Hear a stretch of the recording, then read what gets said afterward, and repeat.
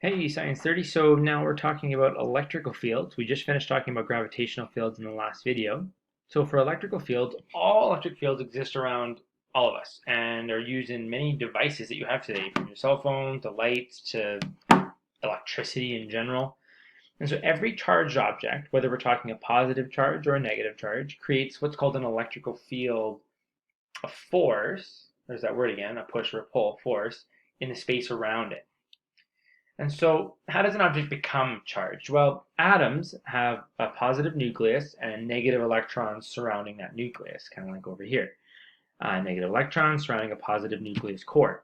Charges are neither created nor destroyed, they're just transferred and moved around. So, an electrical charge is simply a shifting of that electrical energy.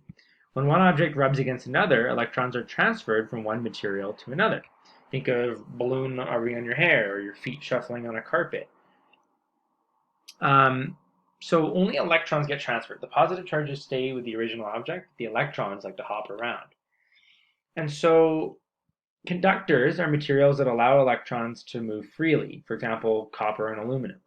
Insulators do not allow electrons to move freely. So they are now going to stop the movement of charges. So the charges might rearrange, but they're not going to leave. Um, Electrons are free to flow in conductive materials such as metals, but in insulators we don't have free movement. So how do positive and negative charges interact? Well, uh, positive and negative charges have an attractive force, but if you pair a positive and a positive charge, they have a repulsive force, and if you have a negative and a negative charge, they have a repulsive force. So opposite charges attract, like charges repel. The more charged an object is, the greater the force of repulsion or attraction is. Okay, so what would the gravitational field lines look like for the Earth? Well, we know that the closer we are to an object, the that has a mass in gravitational field strength, that the closer you are to the object, the greater the gravitational field strength will be. But with electrical field lines, we always go from the positive to the negative. So remember, electrons always like moving. So we always go from the positive to the negative. So if you remember that, with electrical field lines, we always go from the positive to the negative, and in gravitational field lines, we always go from the small object to the big object. Then things get a little easier. Uh, Here's a positive charged object, a negatively charged object, and boom, our field lines are always moving from an area of positive charge to an area of negative charge. So how do we know which way electrical field lines go, from the positive to the negative or vice versa? Well, we use what's called a test body or test object. So if you take something positive and if it gets attracted to the negative, which it does, we know that the positive charges always like moving in the negative direction. So a positively charged object creates an electric field with vectors pointing away from the object because these vectors are trying to find something else negative in space. The positive charges between the positive object and the negative object are going to travel very clearly to the negative object available. And the negative object is going to receive positive charges from other positive things around it in space. A negatively charged object creates an electrical field with vectors pointing towards it. So all positive charges come towards the negative, all the positive charges leave the positive and go towards the negative. So it always goes from positive to negative, away from the positive and towards the negative. So you can easily now label the charges of these objects because the red and the blue, and looking at the lines, the blue must be positive, the red must be negative. Blue must be positive, red must be negative. Blue must be positive, red must be negative. Okay, so electrical field strength. The equation here for electrical field strength is very similar to gravitational field strength. So although the letters are completely different, the formula should look very similar.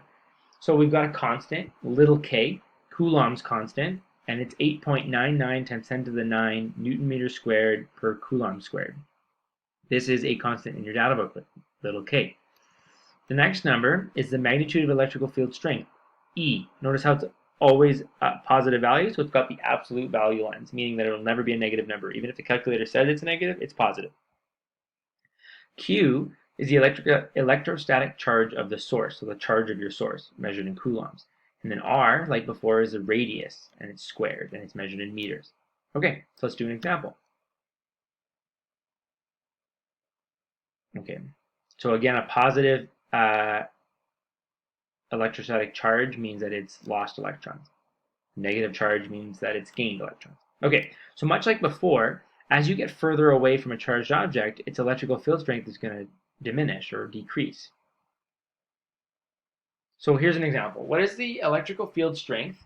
7.50 times 10 to the negative 1 meters away. So I've got my absolute value here. From a 2.8 times 10 to the negative 3 Coulomb charged object. So the radius they gave me was this is the radius. So meters away from. So I've got a 7.50 times 10 to the negative 1 meter radius. They gave me Q in coulombs, 2.8 times 10 to the negative 3 coulombs. And they're asking me what's the field strength. So that's the absolute value. E. So there's my formula. It's plug and play. K is a constant, 8.99 times 10 to the 9 Newton meters squared per Coulomb squared. Got that from the data booklet. Times Q, which was given to me, 2.8 times 10 to the negative 3 coulombs, divided by radius squared. They said the radius was 7.50 times 10 to the negative 1 meters.